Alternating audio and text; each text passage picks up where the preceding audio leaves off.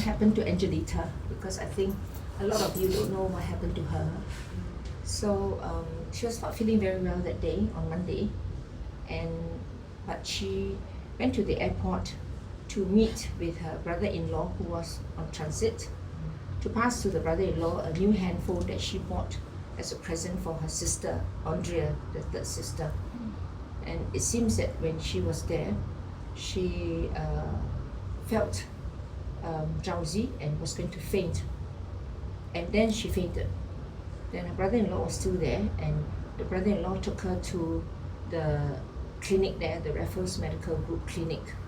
And I think they tried to resuscitate her with the CPR and the electric shock thing. But I think it was not successful there. Then meanwhile, an ambulance was called for. An ambulance came and took her to the A&E of Changi Hospital. And there, they also tried to resuscitate her with the CPR and the electric shock thing. And it seems that the first 3 attempts, they managed to bring her heartbeat a little bit up, and then it went flat. Then second time, the heartbeat went up again, and then it went flat. And the third time, the heartbeat went up a little bit again, and then it went flat. And then after that, no more heartbeat. She was gone. We were all very shocked. We didn't know. I had just come back from Sri Lanka myself. I had gone on a mission trip with my church people. And when Ian called me to go to the hospital, I was wondering why he asked me to go to the hospital. I was resting at home. Anyway, I went there. And then when I reached there, Ian told me that Angie is gone. So I couldn't believe it. Angie has been with us for 25 years. She had always been happy with us, and we had always been happy with her. Of course, there were always the little arguments, and I used to joke with her when there were articles in the newspapers about how mates and employers kill each other or beat each other to death.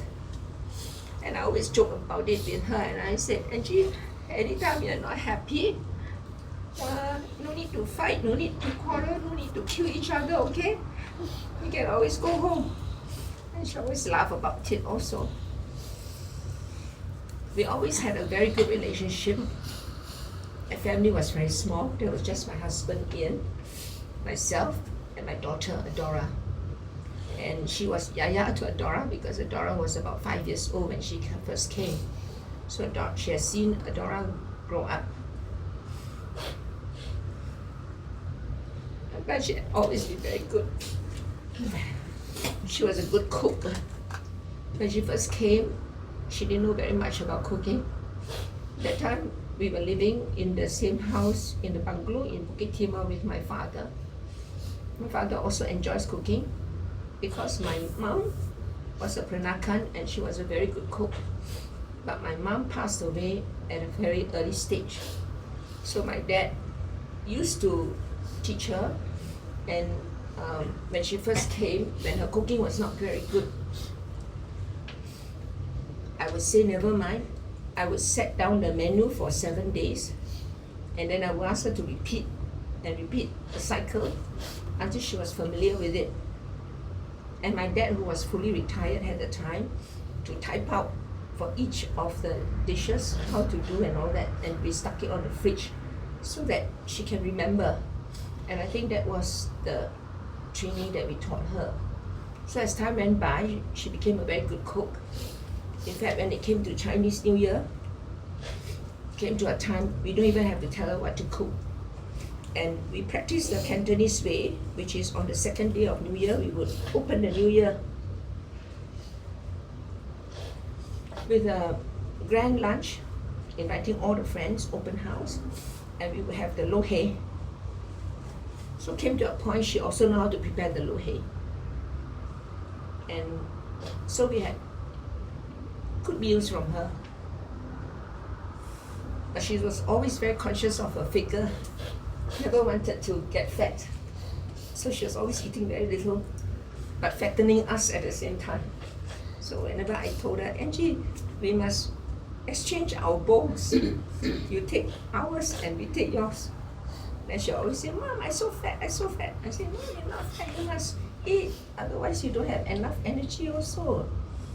So but that was her habit, always eating very little. And she was always very understanding also. When we have our bad times, when I had my bad times going through storms like all of us would, storms in our life, she was always there to help. And like recently I fell down and injured my shoulder. So she would come and help me because I can't reach the back. And she would rub for me the shoulder every night. So there's her kindness.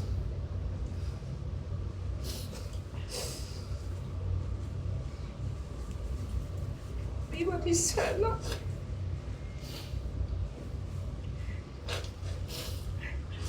We couldn't believe it when she was gone. It was just too sudden. And today we found out from the coroner's autopsy report that she had passed away of aneurysm. Aneurysm is a blood clot.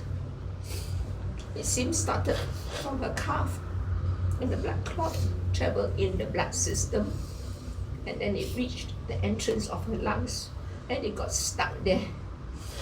So she couldn't breathe. We thought she had a massive heart attack. That was what the doctors at the Raffles Clinic and the Changi Hospital told us. And we were surprised because she never had any heart problems. There's no history that we know of in the family. So aneurysm is something that nobody knows how it started, and it always comes very unexpectedly. So it's always called